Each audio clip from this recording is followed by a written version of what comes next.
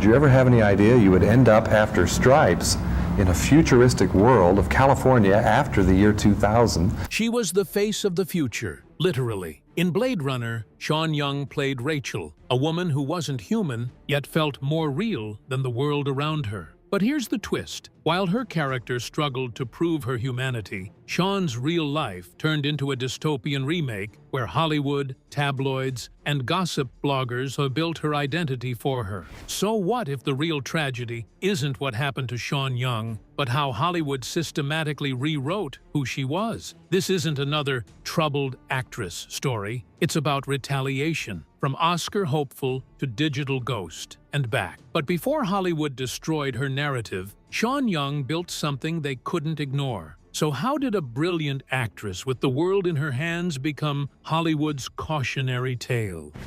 The golden rise, before the fall, before the chaos, before the scandals, before the label Hollywood's problem child, Sean Young was it. Or if you're not, it can have damaging or difficult effect on you. She wasn't just another actress waiting tables in West Hollywood. She was a force that made casting directors pause mid-coffee sip. Born in Louisville, Kentucky, Sean wasn't raised in fame or fortune. She was a ballet dancer turned actress, with an eerie calm about her, one that could make you believe she belonged to another era. Her breakout came fast. In 1980, she appeared in Jane Austen in Manhattan, but it was her next few roles that did the real heavy lifting. When Ridley Scott cast her as Rachael in Blade Runner, 1982, she wasn't a household name yet, but that one film would immortalize her. There she was, gliding through the neon noir like a hologram with a soul, dressed in angular suits and with a hairstyle sharp enough to cut glass. She wasn't just acting, she was creating an archetype. Even Harrison Ford, then Hollywood's golden boy, couldn't overshadow her screen presence. Critics noted that Young didn't just play Rachael, she was Rachael. Cool, intelligent, unknowable. The irony? As the movie's replicant tried to prove her humanity, Sean Young was about to lose hers in the machinery of Hollywood politics. After Blade Runner, the offers came in waves. No Way Out, 1987, made her a full-fledged star opposite Kevin Costner. It was that smoky, dangerous charm, half siren, half steel, that made her unforgettable. On set, crew members described her as magnetic. But behind the glamour, there was tension brewing. She wasn't playing the Hollywood game right. She wasn't compliant, submissive, or quiet. She called out the directors. She challenged casting decisions. She refused to flirt her way into roles. In an industry that thrived on power imbalance, that made her dangerous. Yet, for a while, she was untouchable. Every studio wanted her face on their posters. Every magazine cover wanted her story.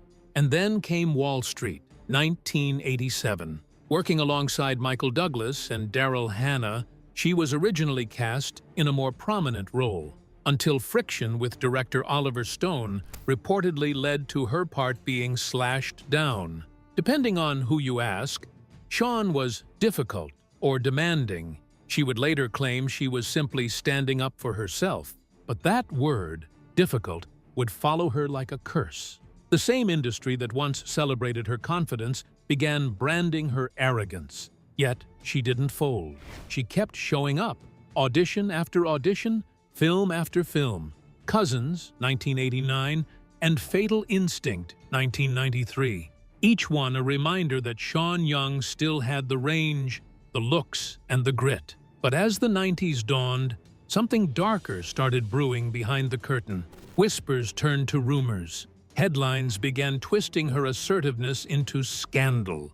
And the same machine that once built her career was sharpening its knives. Because in Hollywood, when a woman refuses to play the game plays her. And Sean Young was about to find out just how brutal that game could get. The triple catastrophe, how Hollywood conspired against her. By the early 90s, Sean Young wasn't just an actress, she was a cautionary headline. To the tabloids, she'd become Had control of the business in 1980 because you had film, you had the cost of negatives. unpredictable, unstable, and impossible to work with. But here's the thing, none of that came from proof. It came from perception. Because in Hollywood, the accusation is the sentence. And Sean? She was about to face 3 hits in a row that would do what no scandal or box office flop ever could: erase her. The first hit came in March 1989, when actor James Woods and his then-girlfriend, Sarah Owen, filed a $6 million harassment lawsuit against her.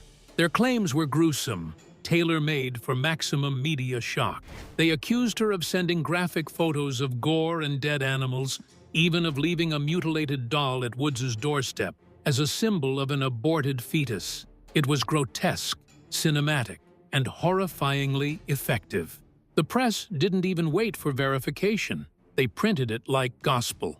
Overnight, Sean became a walking scandal. But here's what rarely got printed. Sean Young denied every single allegation. Her side of the story barely made the cut, but in interviews years later, she explained what really happened.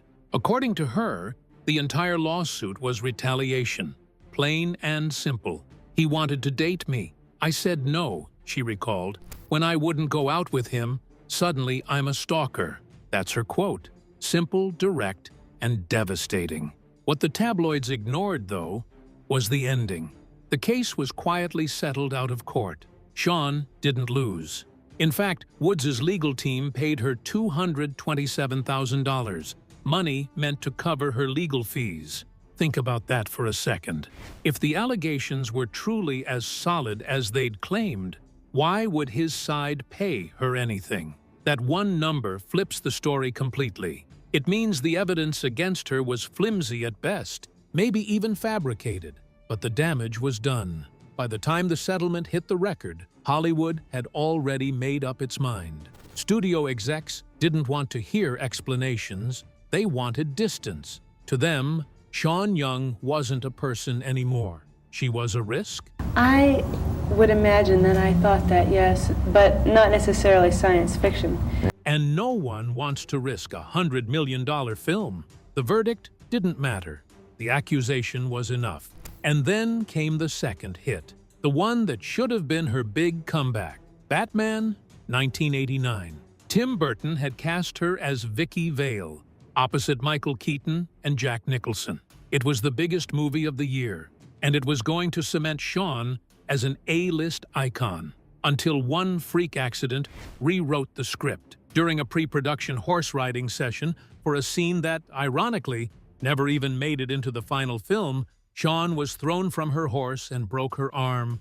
She was out, Kim Basinger was in, and the rest is box office history. Batman went on to make over $411 million worldwide. And here's the cruel part. That horse scene? Deleted. Gone. The very thing that cost her the role and nearly her career was erased from the final cut. She literally got hurt for nothing. But Hollywood didn't see it as bad luck. They saw it as more evidence of Sean being difficult. The timing was brutal. The Woods lawsuit had just made her radioactive, and now she was off a blockbuster for causing problems. The third hit landed a year later, and it was the one that closed the trap for good. Dick Tracy, 1990. Warren Beatty, the star and director, had cast Sean as Tess Trueheart. By all accounts, it should have been her redemption arc. Instead, it turned into her professional execution. According to Sean, Beatty made an unwanted advance on set, grabbing her ears and trying to kiss her. She pushed him away, saying, "What the fuck are you doing?" Moments later, she was fired. Her replacement, Glenn A. Headley, finished the film, and Beatty denied everything. He chalked her removal up to on-set conflicts, a phrase that sounds neutral, but in Hollywood, on-set conflict is career poison. Sean, on the other hand, stayed consistent for decades. Her version never changed. She rejected his advance, he retaliated, and the studio protected him. Simple pattern, old story, but in 1990, no one wanted to hear it. When you step back, that's when the picture really sharpens. In just 3 years, Sean Young had been accused, injured, and erased. A lawsuit that quietly collapsed, an accident that ended a dream role, and a firing that punished her for saying no. Each one by itself could be chalked up to bad luck, but together they formed a perfect storm, a pattern of power hitting back at a woman who refused to play along. By 1992, Sean wasn't getting callbacks. Her reputation had calcified. Casting directors whispered, "Too unstable." Studio execs said, "Too risky." And yet, there was no scandal that she actually lost, no crime, and no proven wrongdoing. Just 3 separate stories spun the same way. She was the problem. That's how Hollywood kills. Not with evidence, but with echo. Her last public swing for visibility came with Batman Returns, the now infamous Catwoman incident. Sean showed up to the Warner Brothers lot in a handmade latex suit, lobbying to play the role she believed was rightfully hers. The tabloids called it crazy. Late-night hosts mocked it for weeks. But context changes everything. This was a woman shut out of 3 major studios, fighting to prove she was still here. It wasn't insanity. It was defiance. So, let's ask the real question. If every incident that destroyed Sean Young's career either collapsed, was misreported, or had another side, then how did the entire industry get away with turning her into a punchline? Because maybe, just maybe, it wasn't about her at all. It was about protecting the machine. Systemic sabotage. The director conspiracy nobody discusses. Here's the thing about Hollywood power. It doesn't need to shout to destroy you. It just needs to whisper. And by the time Sean Young realized what those whispers had turned into, her name had already become shorthand for difficult. But what if that label wasn't earned at all? What if it were engineered, one director at a time? Because when you line up her stories, the pattern becomes impossible to ignore. 4 of the biggest names in Hollywood, Ridley Scott, Warren Beatty, Oliver Stone, and Steven Spielberg, all crossed paths with Sean Young. And all 4, according to her, helped close the same door. Let's start at the very beginning. 1982, Blade Runner. Ridley Scott's neon-drenched masterpiece that made Sean Young immortal. But behind the camera, she says, something darker was brewing. In a 2021 interview, Young revealed that Ridley Scott tried very hard to get me to date him. When she said no, the tone on set changed. She claimed Scott began to freeze her out, keeping his distance, offering fewer notes, and showing less warmth. And then came that infamous love scene between Rachael and Deckard. Very. I'm Rachel. Deckard. It seems you feel our work is not a benefit to the public. The one critics later called aggressively intimate. Sean said that scene wasn't art, it was retaliation. Her words were chilling. That was Ridley's way of getting even with me. Think about that. The very moment that made her a cinematic icon may have also been her punishment for saying no to a powerful man. The irony is brutal. Rachael, the replicant, is forced into submission. And according to Young, that wasn't just the character's arc, it was hers. And the precedent stuck. Her rejection of Scott didn't just stay in Blade Runner, it became an industry rumor, a blueprint for how other directors would treat her, which leads us straight to Warren Beatty. By 1990, Beatty wasn't just a movie star, he was Hollywood royalty. When Sean was cast in Dick Tracy, it should have been her comeback. Instead, it turned into déjà vu. According to Young, Beatty grabbed her ears and tried to kiss her on set. When she pushed him away and said, "What the hell are you doing?" she was fired almost instantly. Beatty denied it. The studio brushed it off as a creative decision. But Young's side never changed. She believed she was fired because she refused his advance. Here's where the pattern sharpens. These weren't isolated incidents. On Wall Street, director Oliver Stone humiliated her publicly. Not only did he cut her role down, but he also reassigned her lines to another actress and, in a moment that feels like cinematic cruelty, had her dropped off at a bus station after firing her. That wasn't bad management, That was control. She later described it as a deliberate act of humiliation. When you think about it, Stone's behavior fits perfectly into that same blueprint. Rejection or resistance meets professional punishment. It wasn't just about not liking her performance. It was about breaking her image. And then there's the fourth name, Steven Spielberg. In her 2021 interviews, Young went further than she ever had before. She named Spielberg among the directors whom she believed quietly sabotaged her career, not by public confrontation, but through private conversation. Those whispered warnings that travel faster than facts. Once you get that label, no one will touch you, she said. It was a jihad of terror. Now, that phrase, a jihad of terror, isn't casual. It shows how trapped she felt and how systematic this all seemed. She wasn't just rejected, she was erased. Because when you have Ridley Scott, Oliver Stone, Warren Beatty, and Steven Spielberg in the same circle of influence, all you need is one rumor passed over a studio lunch, and your career is done. No paperwork, no official blacklist, just silence. And here's the eerie part. When the #MeToo movement exploded in 2017, Sean Young's name barely surfaced in the conversation. Sean Young, a movie star best known for films like Blade Runner and No Way Out, makes her stage debut. Maybe because she'd told her story decades too early, when no one wanted to hear it. By the time people finally started believing women in Hollywood, Sean had already been erased from the system she helped expose. So, what does that say about power in this industry? That even when you tell the truth, timing decides whether it counts? Or that the people at the top still get to choose which stories get remembered and which ones get buried? Because in 2021, when Sean finally put names to faces and faces to abuse, none of those men faced consequences. Their careers continued uninterrupted. Her truth landed like a stone in water. Ripples, then silence. So maybe the question isn't, what happened to Sean Young? Maybe it's, why was she the only one who paid the price? And here's where it gets really interesting. Because after Hollywood slammed the door on her, Sean Young didn't vanish. She pivoted, quietly, defiantly, and started working again in a way no one expected. But how do you rebuild a career after an entire system tries to erase you? The invisible years, working while erased.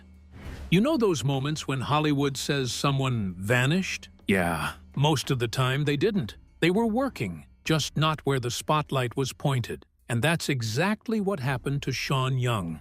After the chaos of the early 90s, when directors and studios quietly turned away, she didn't fade out. She adapted, she pivoted, she kept doing what she'd always done, acting. Only now, the red carpets were smaller, the budgets thinner, and the cameras pointed from angles the industry didn't bother to watch. By 1993, the Sean Young who once shared billboards with Kevin Costner and Harrison Ford was signing on to indie films, thrillers, and TV movies. Roles that kept her on set, even if the tabloids pretended she'd quit. This wasn't retirement, it was survival. The irony? While the Hollywood system that once adored her was closing doors, independent filmmakers were the ones still opening them. They saw the same thing the rest of the world forgot, that Sean Young could still light up a screen. Her filmography during these invisible years is almost shocking when you see it laid out. More than 40 titles across the 90s and 2000. That's not a fade-out. That's a full career lived in plain sight. Take Fatal Instinct in 1993, a spoof of erotic thrillers where Young played it with just the right mix of glamour and satire. Give me a glass of water. Here you go. It wasn't Oscar bait, but it showed her comedic timing and willingness to take risks. A year later came Ace Ventura, Pet Detective. Jim Carrey may have stolen the headlines, but Young delivered exactly what was asked of her. A fully committed, straight-faced performance in a movie that lived on chaos. And yet, that film also exposed the industry's shifting tone. Her character, Lieutenant Lois Einhorn, became the punchline of a joke that hasn't aged well. turning Young's performance into the setup for someone else's laugh. Still, she showed up, hit her marks, and proved something bigger. That even when the system turned her into a meme, she could carry the role professionally. Imagine the mental strength that takes, knowing that the same Hollywood that once crowned you is now laughing behind your back. Television became her next frontier. She appeared on ER and even The Young and the Restless, where soap fans, never known for holding back, loved her presence. Those gigs didn't make the gossip pages, but they paid the bills and kept her in the craft. She also started doing cable and direct-to-video work, a space that critics mocked at the time, but that now looks like early streaming, a place for actors who refused to disappear. What's fascinating here isn't the kind of work she did. It's the persistence behind it. Sean wasn't blocked from working. She was blocked from working at that level. The A-list soundstage became the indie warehouse. The studio blockbuster became the $1 million thriller filmed over 12 days. And yet, through all that, she kept her focus, her professionalism, and her commitment to the art. While critics called her washed up, she was quietly cashing checks and building credits. So maybe the real damage wasn't the loss of fame, it was the loss of visibility. Hollywood didn't erase her resume, it just stopped pointing the camera her way. She was out there, working, acting, showing up, just on a screen the mainstream never bothered to tune into. And that's the quiet tragedy of Sean Young's so-called disappearance. She didn't vanish. We just stopped looking. But then, decades later, something strange happened. The same machine that once deleted her came calling again, and it wanted Rachael, the woman who started it all. So, here's the question. When Hollywood resurrects your image 30 years after burying your name, are they honoring you or exploiting you? The Digital Resurrection, Blade Runner, 2049 and the Future of Legacy. When Blade Runner 2049 hit theaters in 2017, it's funny, it's only paper that lasted. I mean, we had everything on drives. Everything. Huh. audiences expected flying cars, rain-soaked neon, and Ryan Gosling brooding through holograms. What they didn't expect, what made jaws drop worldwide, was her. Rachael Sean Young's Rachael, the impossible woman from 1982, standing in front of Harrison Ford exactly as she looked 35 years earlier. Except she wasn't really there. That haunting, perfect version of Rachael was a digital resurrection, a CGI clone built pixel by pixel from Young's original performance, a ghost engineered by modern technology.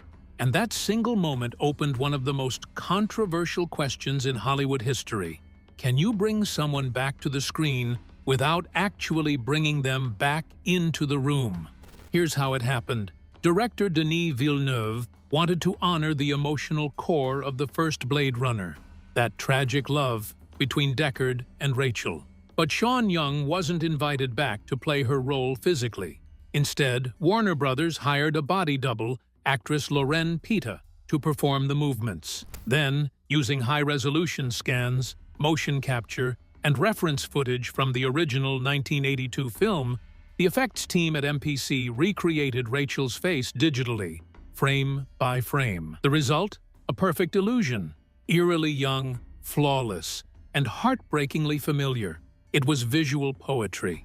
Until you realized the real Sean Young wasn't standing there.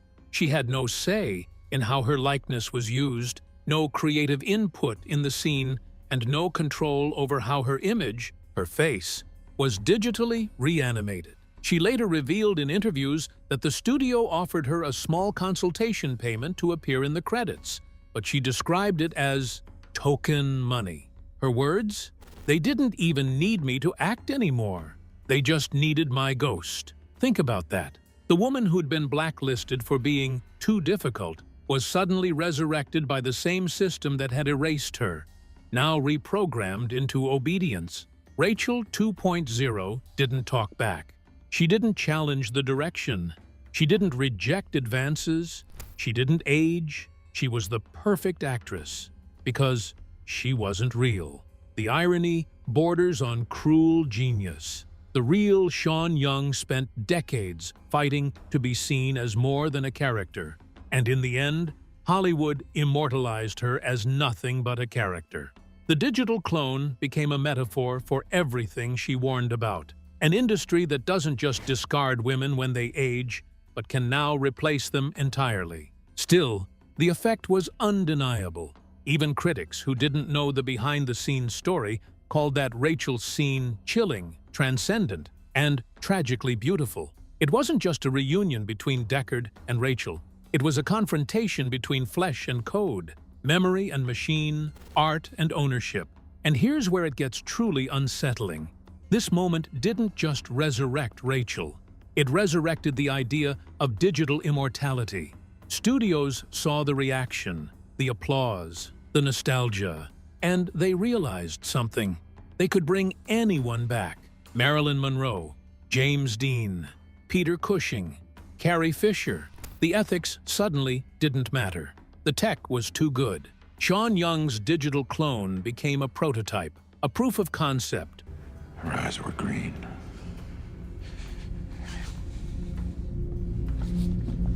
For the future of AI actors.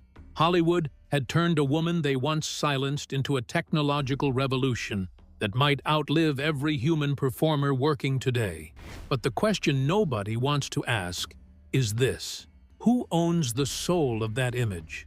If Sean's face, voice, and legacy can be recreated without her presence, what happens to the concept of an artist's identity? Maybe that's the cruel twist of her entire story. Sean Young was one of the first women to be publicly punished for resisting control. And now, decades later, her likeness has become the symbol of a new era built on control. The future of Hollywood isn't human, it's holographic. And for Sean Young's, that digital Rachael might be both her tombstone and her triumph. A moment of poetic resurrection inside the very machine that tried to delete her. Because in the end, they didn't just bring Rachael back. They proved Sean Young was right all along. The comeback. Nobody noticed. Comeback story. You know the type. Washed-up star, wild scandals, redemption montage, and a final, tearful applause. But with Sean Young, that script never fit. Because here's the secret Hollywood doesn't want to admit. She never really came back. Because she never really left. Every time tabloids tried to frame her as a fallen star, Sean just went somewhere else. Smaller sets, smarter projects, her own business, and quietly kept creating. No press tour, no reality show meltdown, just work. And when you trace her journey from those headline-grabbing incidents to her current steady rhythm in 2025, a pattern starts to appear. She wasn't crashing, she was escaping. Let's rewind to where the narrative supposedly broke her. The 2008 Directors Guild Awards. A night designed for polite applause turned viral when Sean heckled director Julian Schnabel mid-speech. Cameras caught her shouting something like, "Get on with it!" Schnabel fired back with a smug, "Have another cocktail." Security escorted her out, and by morning, the internet had its headline. Sean Young causes scene. Erratic, drunk, unhinged. But pause the playback. The full story? Schnabel's speech was dragging past the clock. Sean's comment wasn't chaos, it was timing. And instead of hiding afterward, she checked herself into rehab, voluntarily. That wasn't a meltdown, it was maintenance. It's strange how Hollywood loves to praise redemption arcs, but when a woman actually takes accountability early, they call it collapse. Then came 2012. The governor's ball after the Oscars. Sean showed up without a ticket. Security stopped her. A scuffle followed, and suddenly she was in handcuffs for battery. $20,000 bail later, she was home. Humiliated, sure, but still defiant. She claimed the whole thing was blown out of proportion by an overzealous Academy lawyer. And when you think about it, a woman who had been shut out of the very system that once adored her, trying to re-enter its most exclusive event, the desperation looks less like madness and more like heartbreak. After that, she vanished from the headlines, but not from work.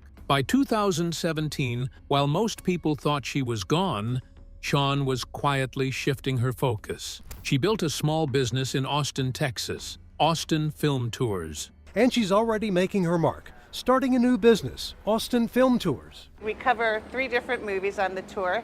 It wasn't glamorous, but it was genius. Instead of waiting for a callback, she created her own stage, turning film history into a tourism experience. She guided fans through movie landmarks, shared behind-the-scenes stories, and built a direct community. No gatekeepers, no PR teams, just her and her audience. That entrepreneurial pivot showed something the media missed. Sean wasn't fading.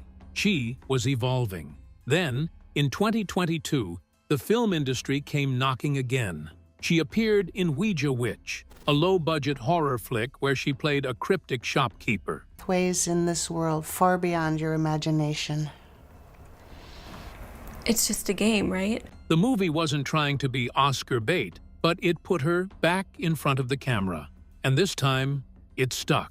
The performance had that same eerie magnetism she carried in Blade Runner. Calm, sharp, quietly dangerous. By 2024, she'd landed The Activated Man, a supernatural thriller alongside Tony Todd. Who's there? Get out. You're not. The film premiered at the Writers Guild Theater in Beverly Hills, proving that Sean Young wasn't just surviving, she was still relevant. Think about that. A theatrical release in her mid-60s, sharing screen space with icons. Not a comeback, a continuation. As of 2025, her IMDb feed shows multiple projects in development. She's back attending festivals, like her recent appearance at the TCM Classic Film Festival, still walking carpets with that same defiant composure that once terrified producers. On Instagram, her @Sean_Young_official account shows regular updates, film sets, fan selfies, and reflections on old roles. She's not chasing fame anymore. She's conversing with it, and maybe that's the quiet genius of Sean Young's career. While everyone else was debating if she'd return, she was already working, off-grid, under the radar, out of reach. Her story isn't a tragedy or a tabloid punchline.